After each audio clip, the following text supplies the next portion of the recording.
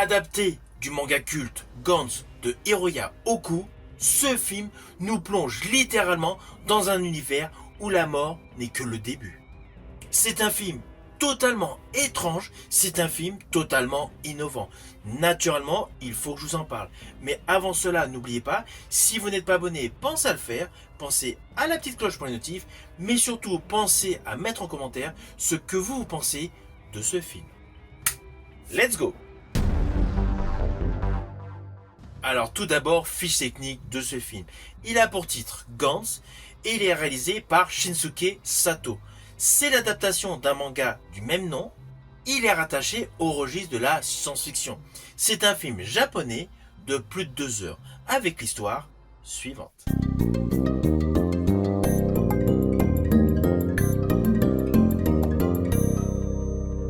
Alors je vais vous le faire de manière très simpliste. Dès le début de ce film, nous découvrons 2 des personnages importants de ce film. Le personnage Kurono et le personnage Kato. Les deux se retrouvent dans une gare au Japon, ils attendent tout simplement le métro. Mais ils ne discutent pas ensemble. En fait, ils ne se sont pas vus depuis plusieurs années. Kurono reconnaît le personnage Kato. Là, dans le même temps, un individu tombe sur les rails du métro. Les 2 personnages, Kurono et Kato, descendent tout simplement pour le sauver, réussissent leur sauvetage, mais malheureusement se retrouvent percutés par le métro qui arrive. Et là, en un claquement de doigts, ils se retrouvent dans une salle face à une immense boule noire qu'on appelle Gantz. Et là s'ensuit une obligation de tuer des démons qui vivent sur Terre. Le premier est un adorateur de poireaux. Alors, ne vous inquiétez pas, je n'irai pas plus loin sur les lignes scénaristiques de ce film, car il est assez diversifié. Il y a beaucoup de choses, il y a pléthore d'arcs narratifs. Et vous avez l'habitude, avec moi, je ne spoil pas. Mais donc voilà, ce film est l'adaptation d'un manga, mais qui est totalement abordable pour toutes les personnes qui ne connaissent pas du tout l'ouvrage. Alors perso, j'ai trouvé le concept audacieux. Nous avons des jeunes qui viennent de mourir, qui se retrouvent malgré eux dans un jeu extrêmement violent. Jeu qui est orchestré par une sphère noire, où ils ont des combinaisons high-tech avec un armement high-tech, pour affronter des extraterrestres totalement antagonistes. L'extraterrestre au poireau, l'extraterrestre aficionados de cassette audio, l'extraterrestre du musée, enfin bref, il y en a pléthore. Visuellement, c'est indéniable, ce film joue la carte de l'horreur et de la SF. Vous allez tout retrouver, les effets spéciaux, les costumes et surtout l'ambiance de jeu mortel. Avec en plus un petit côté samouraï, de manière à retrouver malgré une ambiance high-tech, un côté ancestral. Il y a tout un côté qui mélange donc mythologie, qui mélange un Tokyo urbain et surtout une ambiance teenage, mais sans basculer dans le ridicule. J'ai beau être beaucoup plus vieux que tous les protagonistes du film, honnêtement, on est totalement pris dans le film.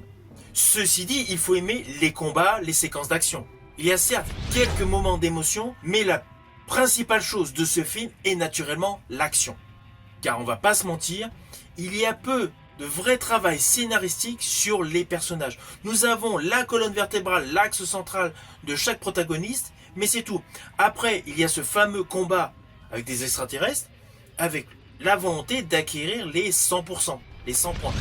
Le concept est assez simpliste parce qu'il est expliqué d'entrée de jeu, mais en fait, les plus de 2 heures, on est totalement plongé dedans, car l'histoire avance. Il rencontre d'autres combattants, il y a forcément des choix décisifs à faire.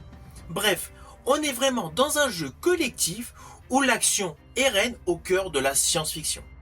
Oui, alors je n'ai de cesse de vous le dire, c'est vraiment un film de science-fiction japonais à l'action totalement débridée. Ne vous attendez pas à beaucoup de réflexion, c'est vraiment du pur divertissement.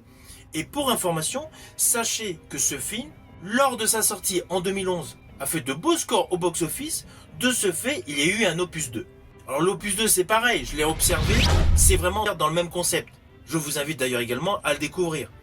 En ce qui me concerne, je ne vous parlerai pas en vidéo du 2e opus car j'ai préféré le premier opus.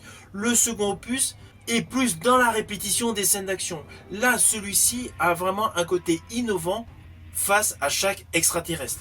Je ne peux pas vous dire pourquoi parce qu'il faut que vous découvriez le film par vous-même. Mais ce premier film est selon moi une réussite du cinéma japonais.